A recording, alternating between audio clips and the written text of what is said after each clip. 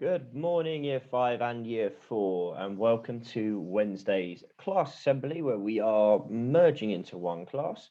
Um, this week, our assembly is about something called Burns Nights. So let's have a look and see. So on Monday evening, it was something called Burns Night, which is celebrated in Scotland mainly, but it's named after Robert Burns.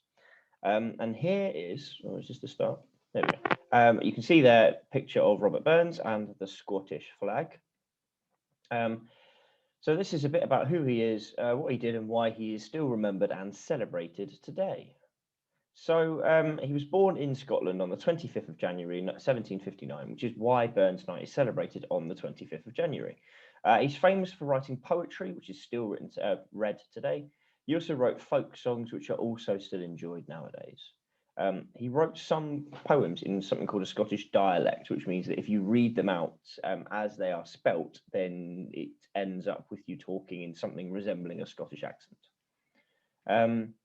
So here is an example of one of his poems. Let's have a listen.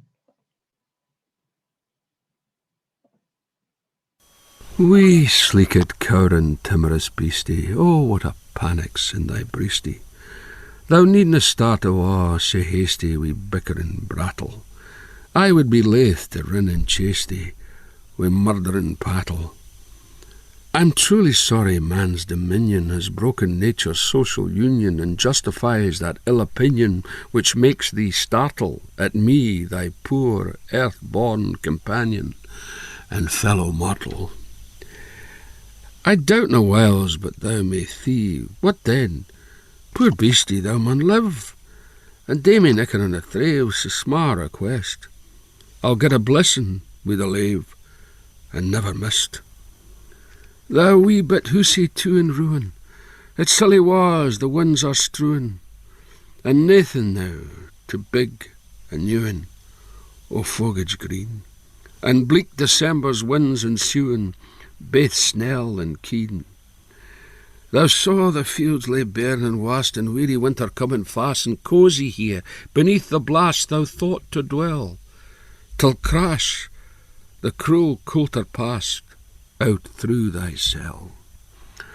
That wee bit heap o' leaves and stubble has cost thee mony a weary nibble.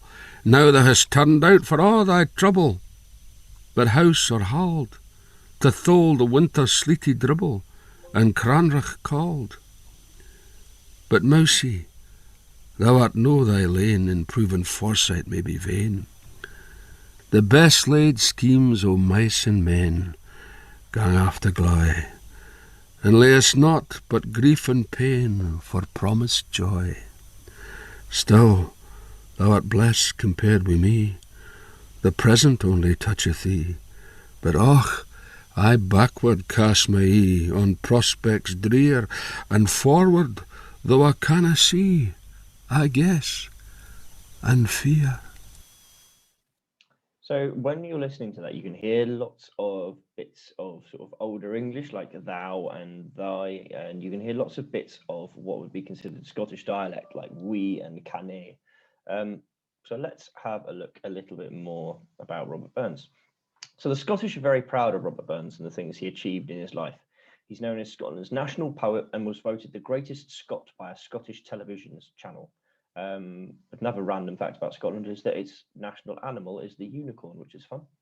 The Robert Burns Birthplace Museum is situated in the location of his first ever home in Scotland.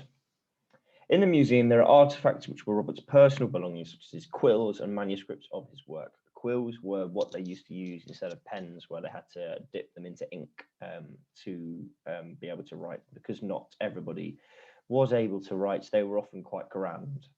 There are even the pistols that he carried when he worked as a tax collector and needed them for protection. So, what is Burns Night itself? Robert Burns is remembered and celebrated every year on January the 25th, his birthday. As his work is famous all over the world, people in countries other than Scotland celebrate Burns Night, often with a Burns supper. Robert Burns wrote a poem called Address to a Haggis. As a result, haggis is always part of a traditional Burns supper. sometimes brought to the table on a silver plate while the bagpipes play.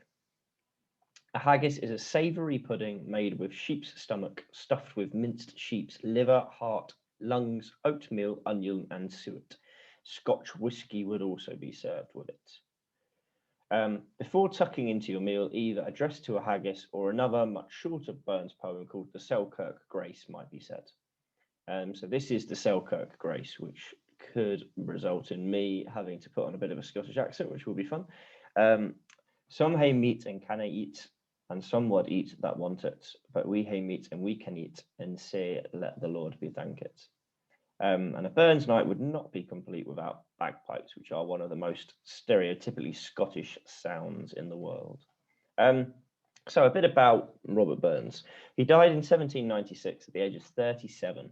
And although he's successful and popular today, he wasn't when he was alive. And that's quite true of quite a lot of artists and writers. Robert Burns wrote about what he believed and didn't worry about what anyone else thought. Not everyone believed the same as he did, so he had very few friends and struggled to get a job, meaning he was very poor. He had 12 children before he died, and there are around 600 living descendants of his today. Okay, so a bit of a quiz to see if you were listening. Where was Robert Burns born? Was it A, England, B, Scotland, or C, Wales? Hopefully the tartan in the background will give it away a bit, and you should... Oh, it hasn't let me click on it. You should have Scotland. Question 2.